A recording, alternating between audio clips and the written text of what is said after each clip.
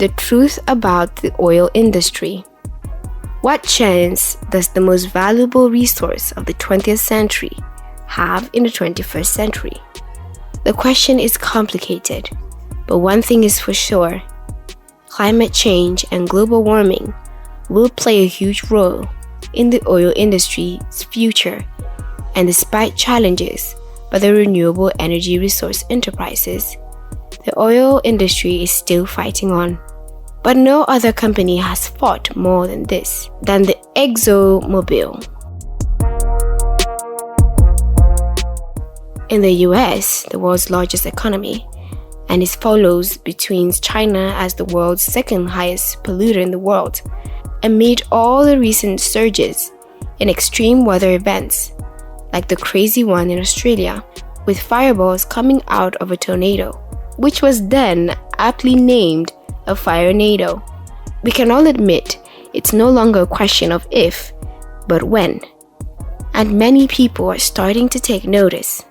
A recent poll by the Yale University found out that 73% of Americans said the climate change is real. The political left off of the country, notably by the Democrats, known for encouraging liberal policies, have brought forth the Green New Deal, an expensive but proof-efficient way of seriously addressing climate change by investing in renewable energy products. Though many people are a bit hung up on oil and coal, but I believe they will come around because times are changing. Coal mines are shutting down. Fund managers are prodding firms to be greener. And if Warren Buffett thinks the idea is good enough for him to invest $30 billion, then you can rest assured that the idea is catching on.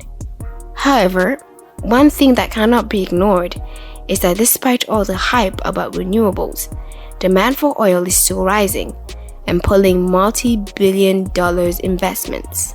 And many firms are still in the ballgame for oil, but no other enterprise embodies this industry like ExxonMobil. The rivals in this industry admire, and climate change activists love to hate. ExxonMobil plans to bump 25% more oil and gas in 2025 than they do today. At this rate, if the rest of the oil industry pursues even modest growth, the result could be catastrophic for the planet. Due to their continued reliance on producing, purifying even more and more oil year after year, it became very clear that companies like ExxonMobil needed to be stopped only with a bit of muscular action from governments and world organizations. The world needs to take a stand, and it's either we destroy ourselves or save ourselves. There is no plan B, no Earth B. For a good part of the 20th century, the 5 major oil companies, Chevron, ExxonMobil, Royal Dutch Shell, BP, and Total, had more clout than a lot of some small countries.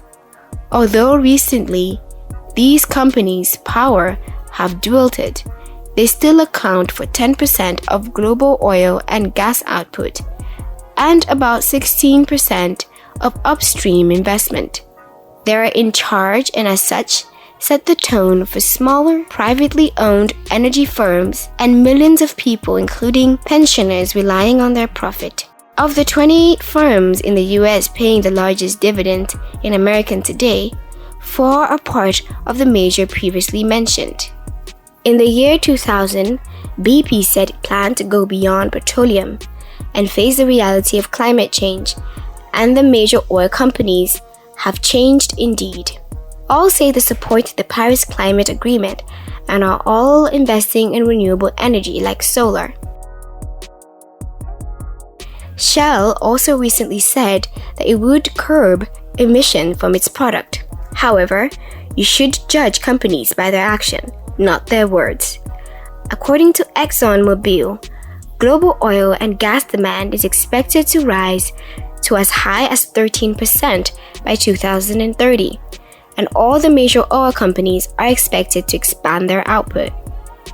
The industry has come a long way from mothballing gas fields and gushers. They plan on beginning investments in upstream projects to help high-tech deep waters wells. Oil companies directly lobby through trade groups measure the world limit emissions. The trouble is, according to the study by the IPCC, an intergovernmental climate science body, oil and gas production needs to reduce 20% of its current production by 2030 and 55% by 2050 in order to stop the Earth's temperature from increasing by more than 1.5% above its pre-industrial level. It would be out of place to suggest that oil industries are simply evil because they're drilling for more oil, because they're simply responding to incentives set by society. The financial returns from oil still eclipse that of renewable energy. For now, global demand for oil is increasing by about 1 to 2% every year, and this is similar to the average over the past 5 decades, and major oil companies derive a portion of their stock market value from the profit they still make after 2030.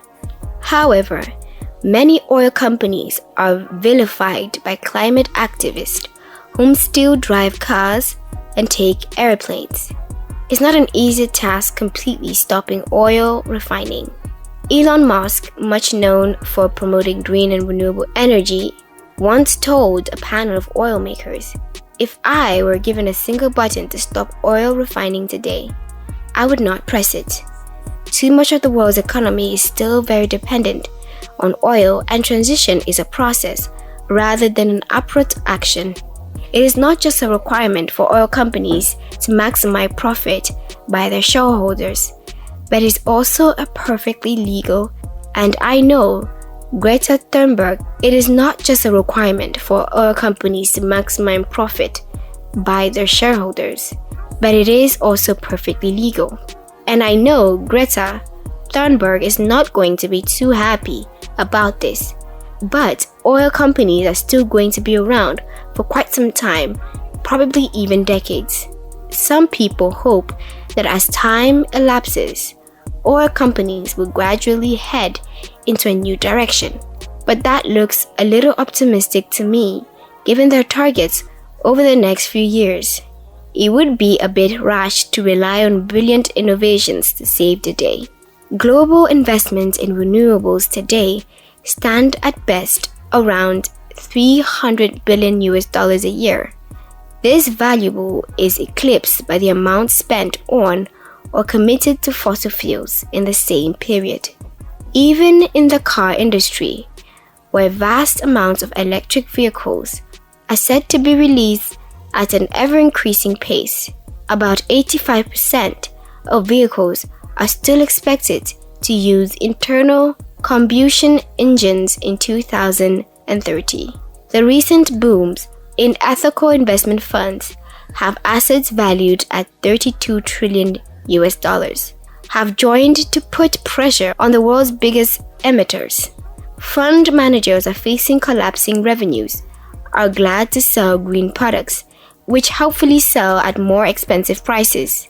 Even though the fossil fuel industry is growing at a considerable rate, seeing the bigger picture is knowing we can rely on them forever, and we need to spend as much time as possible developing as much innovations in renewables as possible, as this will not only be vital in safeguarding the planet's future, but ours as well.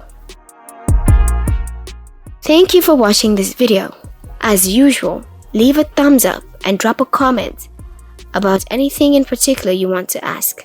See you in the next edition.